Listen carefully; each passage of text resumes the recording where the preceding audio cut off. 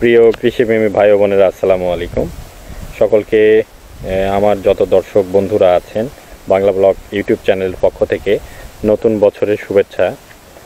সকলে আশা করি ভালো আছেন। আপনাদেরকে আজকে নতুন একটি ভিডিও, নতুন কিছু টেকনিক্যাল বিষয়ে জানার জন্য আজকে এই ব্লগটি। আমি এখন আছি একদমই সরিষা রাজ্যে, অর্থাৎ এখন তো আপনারা জানেন যে ফুল মৌসুমটাই হচ্ছে সরিষা, রবি সিজনটা হচ্ছে সরিষা মিষ্টি কুমড়ার জন্য খুবই ভালো।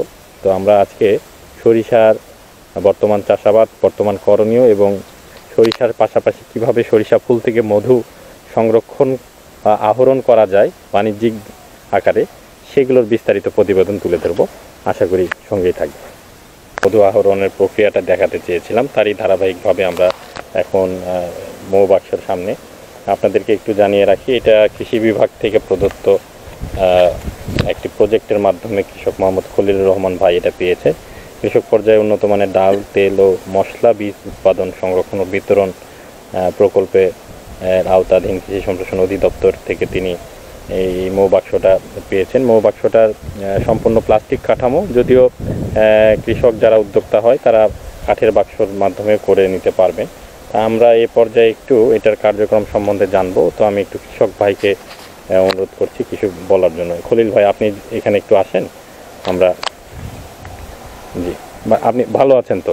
জি, আসসালামু আলাইকুম। জি, ওয়ালাইকুম সালাম। আপনার এই যে মৌবাক্স এখানে স্থাপন এবং এটার কার্যক্রমটা কিভাবে, একজন নতুন মানুষ, এখন তো পুরা দমে হচ্ছে সরিষা মৌসুম আর কি, তো আমরা তো ক্ষেতের মধ্যেও দেখতেছি অনেক মৌমাছি উড়ে বেড়াচ্ছে বা ঘুরছে।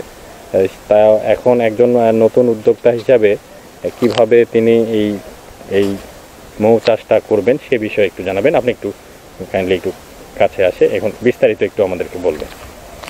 বিস্তারিত বলতে প্রথমে আমি সালামের মাধ্যমে শুরু করতে যাচ্ছি। আসসালামু আলাইকুম, আমি মোহাম্মদ খলিলুর রহমান। তা আপনি এই যে মধু তো এই বাক্সটা স্থাপন করেছেন, এটা তো টেকনিক্যাল বিষয়, সবাই তো এটা এই বাক্স স্থাপন এবং মৌমাছিটা, রানী মৌমাছি কোথায় থেকে আনছেন, কি পরিমাণ আনছেন, এইটা আমাদের একটু জানেন।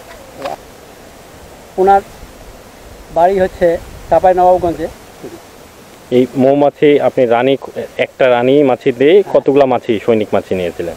তখন উনি বললেন যে আমাদের করণীয় প্রশিক্ষণের যেটা আস্তে আস্তে থিওরিক্যাল, তারপরে প্র্যাকটিক্যালি উনি আমাদেরকে মৌচাক খুলে দেখালেন এবং সেখান থেকে কোনটা রানী, কোনটা শ্রমিক, কোনটা এই সব দেখালেন। দেখার পরে আমরা পরবর্তী সময়ে আমাদের তখনই মাছি দেন নাই, নিজের বাক্স নিয়ে গেলাম। ওনার যখন মধু সংগ্রহ করেন উনি, তো আমাদের সামনেই মধু সংগ্রহ করলেন। মধু সংগ্রহ প্রক্রিয়াটাও আমরা দেখলাম এবং সেখানে মৌমাছি একটা বাক্সে, প্রতিটা বাক্সেই একটা করে রানী মৌমাছি। সেই সঙ্গে আমি 9টা চেম্বার নিই ওনার কাছ থেকে, যার দাম উনি নিয়েছিলেন আমার কাছ থেকে 650 টাকা হিসাবে। এই 9টা চেম্বার মাছি সহ আমি ওনার কাছ থেকে কিনি। আচ্ছা, তাহলে এখানে সৈনিক মাছির সংখ্যা কতগুলো ছিল তখন? এখানে আমার 9টা চেম্বার মিলে লক্ষাধিক মাছি আছে আর কি। আচ্ছা, উনি যেটা ওনার কথাতে বললেন সেটা গণানো তো সম্ভব না। জি জি জি। তো ওনার কথাতে উনি বললেন যে লক্ষাধিক মাছি আপনি পেয়ে গেছেন। তো এখান থেকে এসে লক্ষাধিক মাছির মতো থাকলেও রানী মাছি তো একটাই। রানী মাছি একটাই। এই প্রকোষ্ঠটাতে কি একটাই রানী মাছি থাকবে না একের অধিক থাকবে? না, এটা একটাই থাকবে এবং এখানে যখন দ্বিতীয় রানী মাছি তৈরি হবে আর কি, তখন ওনাদের 2 রানী মাছির মধ্যে একটা দ্বন্দ্ব হয় আর কি। আচ্ছা আচ্ছা। তারপরে যেটা জিতে যায়, সম্ভবত যেটা পুরাতন সেটা হেরে যায়, নতুনটা জিতে যায়। আচ্ছা, তা আমি এখন একটু জানতে চাচ্ছি, এই যে মাছির, এটা কতদিন হলো আপনি মাছিটা বসাইছেন এখানে? এখানে বসাইছি আমি 1 সপ্তাহ। 1 সপ্তাহ বা একটু বেশি হতে পারে? আরো একটু বেশি, মানে আগে যোগাযোগ করছি আমি 15 দিন। আচ্ছা, মানে এখানে কতদিন হলো বসাইছেন? এখানে বসাইছি আমি আজকে 9 দিন হচ্ছে। 9 দিন হচ্ছে। আচ্ছা, 9 দিন হলো বসাইছেন। এই চেম্বারগুলো আপনি মধু কতদিনের মাথায় পেতে পারেন বা ওটা ভরতে কতদিন সময় লাগবে? ওনারা যেটা বলছেন আমি তো এখনো মধু সংগ্রহ করিনি। আমি ওই যে মাছি তৈরি প্রক্রিয়ায় আছি আর কি। চেম্বার, সুপার চেম্বার যেটা, সেইটাকে আমি স্থাপন এখনো করি নাই। সেইটা স্থাপন করতে হবে উপরে। আচ্ছা, উপরে থাকে আর কি। তাহলে মধুটা কি উপর থেকে আসবে? হ্যাঁ, উপর থেকে হলো আপনি সম্পূর্ণ মধু পাবো। আচ্ছা, তাহলে আপনি একটু আমাদের চেম্বারটা একটু খুলে দেখাবেন তো। এটা প্রসেসিংটা কেমন আমরা একটু দর্শকদেরকেও দেখাই। এখানে এটা হচ্ছে এদিক দিয়ে তো মাছি ঢুকে আর বের হয় না, এটা হ্যাঁ এটা বের হয়। ইনপুট আউটপুট দুটাই বলতে পারে। এই যে দেখতে পাচ্ছি যে মাছি এটা আমরা যখন আপনার ইয়ে হয়, আমরা যখন মাছি সব ঢুকে পড়লো ভিতরে, তখন এই যে সাইডে একটা ইয়ে আছে, লক আছে, এই লকটাকে ওটা প্রতিদিন সন্ধ্যায় লকটা বন্ধ করে দিতে হয়। লকটা অফ করে দিলে আর মাছি বের হতে পারবে না, বাইরে থেকে আর আসতে পারবে না। আচ্ছা আচ্ছা, এই যে দেখেন, হ্যাঁ আমরা ওই যে ভিডিওটা দেখতে ধরলে পেলাম দেখা যাচ্ছে এই যে পোলান নিয়ে আসছে, এগুলো কিন্তু এই বাচ্চাদের খাবার, বাচ্চাদের খাওয়াগুলো নিয়ে আসতেছে সৈনিক মাছিগুলো। আচ্ছা তাহলে আচ্ছা, সেই সঙ্গে এই মধু আনতেছি কিন্তু এরা। আচ্ছা, মধু এবং পোলন দুইটাই আনতেছে এখানে। তাহলে আমরা একটু চেম্বারটা একটু খুলে দেখি। চেম্বার আপনার উপরটা দেখাই। উপরের চেম্বারটার নামটা কি? উপরের চেম্বারটা হচ্ছে সুপার চেম্বার। সুপার চেম্বার, এটা সুপার চেম্বার। সুপার চেম্বার, এখানে শুধু মধু সংগ্রহ হবে এইটাতে। হ্যাঁ, এই যে নেটটা আপনারা দেখতেছেন, জি, এই নেটটা আমাকে সুপার চেম্বারের নিচে দিতে হবে। আচ্ছা আচ্ছা, দেওয়ার উদ্দেশ্য হচ্ছে যে আমার নিচে যে রানীটা আছে,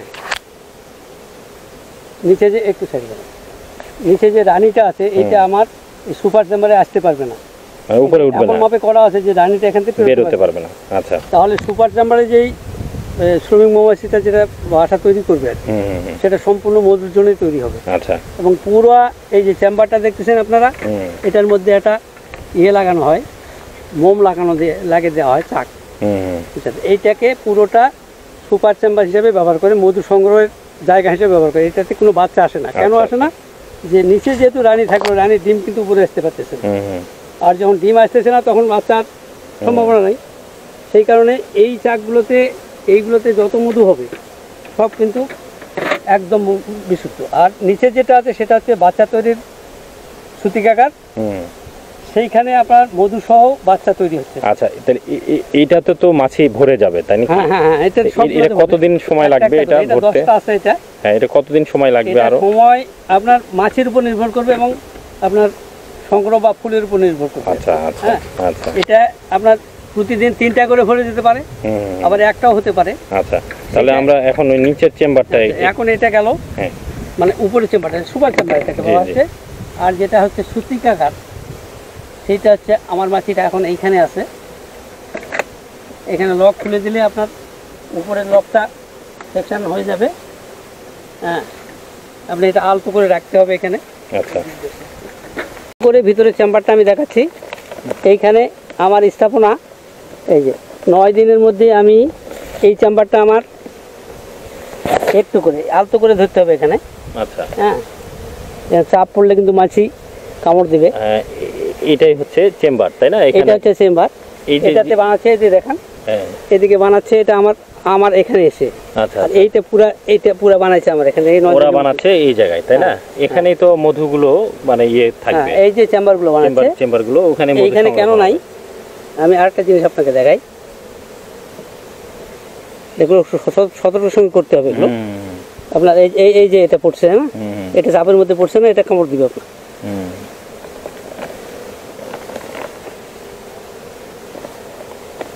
বেশ মাছির একটা বন বন শব্দ আমরা পরিলক্ষিত করি, খুবই ভালো লাগে। এবং বাসার মধ্যে রাখলেও যে নিজেরা তৈরি বানাচ্ছে এটা, ওই ঘরগুলো প্রকোষ্ঠগুলো তো ওরাই তৈরি করে। হ্যাঁ, এরাই তৈরি করে। আমরা এটাকে এই যে এটা কৃত্রিম দিয়েছি এই জন্য যে এইটা বানাতে ওদের অনেক টাইম লাগে, অনেক মধু লাগে। আচ্ছা আচ্ছা আচ্ছা, এটা শুধু মধুর থেকেই তৈরি এটা।